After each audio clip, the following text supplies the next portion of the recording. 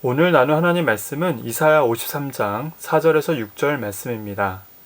종료주일을 맞이한 오늘 이 말씀을 가지고 예수님의 십자가라는 제목으로 은혜를 나누겠습니다.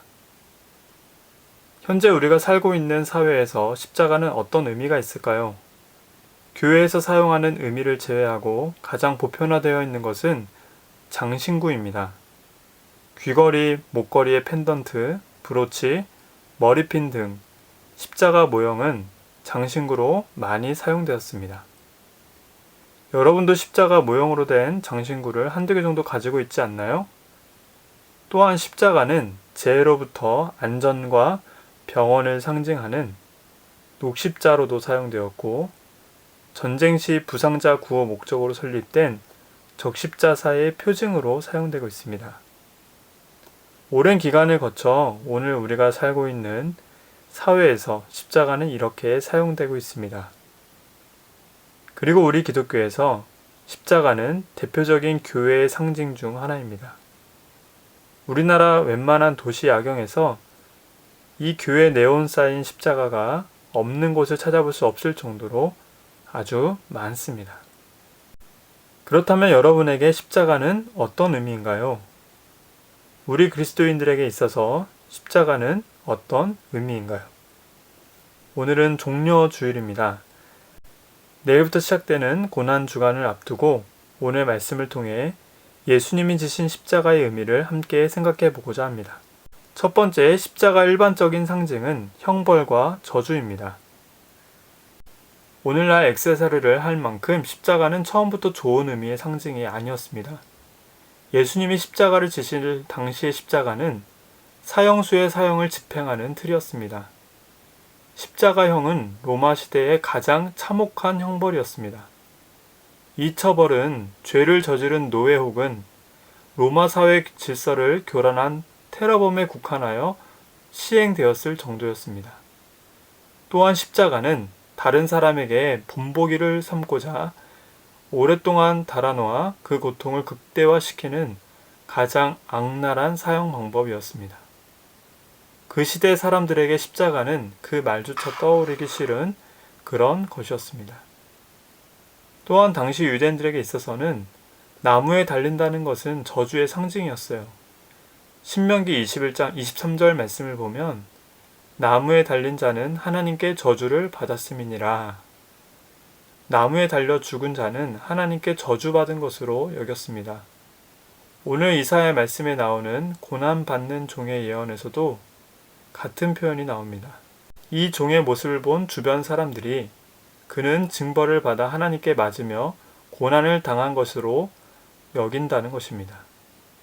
훗날 예수님의 부활 사건 이후에는 어땠을까요?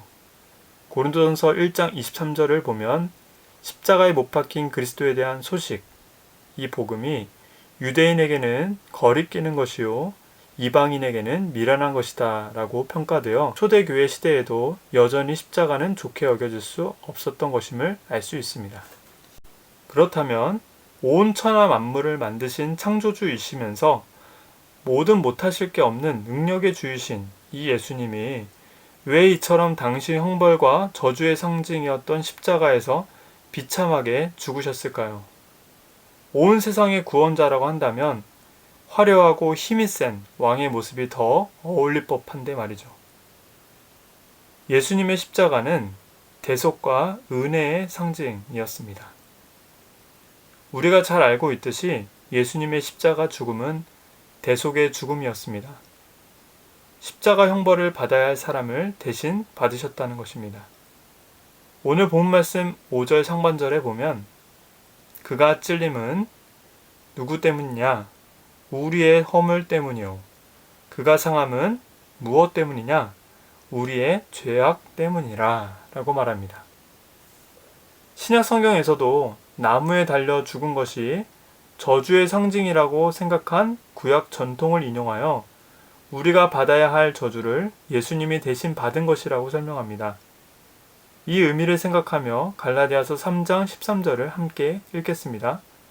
그리스도께서 우리를 위하여 저주를 받으신 바 되사 율법의 저주에서 우리를 속량하셨으니 기록된 바 나무에 달린 자마다 저주 아래에 있는 자라 하였음이라.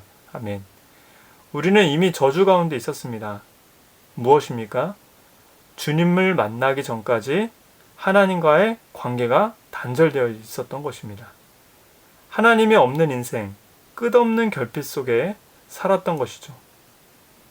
그래서 예수님의 십자가는 은혜입니다. 오늘 본 말씀 5절 하반전을 보시면 그가 징계를 받음으로 우리는 평화를 누리고 그가 채찍에 맞음으로 우리는 나음을 받았도다. 아멘. 예수님의 십자가의 고난을 통해 우리가 평화를 누리고 나음을 받았다고 말합니다. 하나님과 깨어진 관계를 회복할 수 있는 방법이 우리에게는 없습니다. 그래서 예수님이 이 땅에 오신 것이고 우리의 죄값을 대신한 십자가의 죽음, 그것도 화목 제물로 하나님께 드려진 것이었습니다. 로마서 3장 25절을 함께 읽겠습니다. 이 예수를 하나님이 그의 피로써 믿음으로 말미암는 화목 제물로 세우셨으니 이는 하나님께서 길이 참으시는 중에 전에 지은 죄를 간과하심으로 자기의 의로우심을 나타내려 하심이니. 아멘. 죄가 없으신 예수님만이 하나님과 우리의 사이에 정결하고 완전한 화목 제물이 되어 주신 것입니다. 그래서 하나님께서는 우리 모두의 죄악을 그에게 담당시키셨다라고 말합니다. 이러한 은혜를 누리는 저와 여러분이 되기를 간절히 바랍니다. 말씀을 맺겠습니다. 사랑하는 고등부 여러분, 지금까지 여러분에게는 십자가가 어떤 의미였습니까? 앞서 말씀을 시작하며 오늘날 보편적으로 십자가가 어떻게 사용되고 그 의미가 어떠했는지를 생각해 보았습니다. 예수님 동시대에 예수님의 십자가 죽음과 부활을 경험하고 이에 대한 증언이 있었음에도 불구하고 많은 사람들은 예수님을 믿지 못했습니다. 기존에 갖고 있던 십자가의 형벌과 저주의 상징이 그들의 믿음을 방해했던 것입니다. 그러나 역설적이게도 십자가는 대속과 은혜의 상징으로 새롭게 정의되었고 이는 복음으로 전해져서 오늘까지 이어지고 있습니다. 오늘날 우리에게도 십자가에 대한 잘못된 선입견과 같이 예수님을 믿지 못할 수많은 이유와 핑계들이 있습니다. 그럼에도 불구하고 동시에 우리는 예수님의 십자가를 바라보며 믿음으로 나아오는 신비한 경험을 하고 있습니다. 하나님의 신비한 은혜인 것입니다. 이러한 은혜를 우리 고등부에게 주시기를 간절히 기도합니다. 내일부터 고난주간이 시작됩니다. 고난주간에는 특히 십자가를 지신 예수님을 깊이 묵상하는 시간을 갖습니다. 오늘 말씀을 기억하며 그냥 십자가가 아니라 예수님의 십자가를 묵상하기를 바라고 예수님의 십자가에서 흘러나오는 은혜를 풍성히 누리는 우리 고등부가 되기를 주님의 이름으로 간절히 소망합니다. 최근 코로나 사태로 인해 함께 모이지는 못하지만 온라인 생중계로 진행되는 특별 새벽 기도회 5시에 진행을 합니다. 이를 참여해도 좋고요. 교회 홈페이지에 올라와 있는 묵상집을 통해서도 묵상에 도움을 받기를 바랍니다.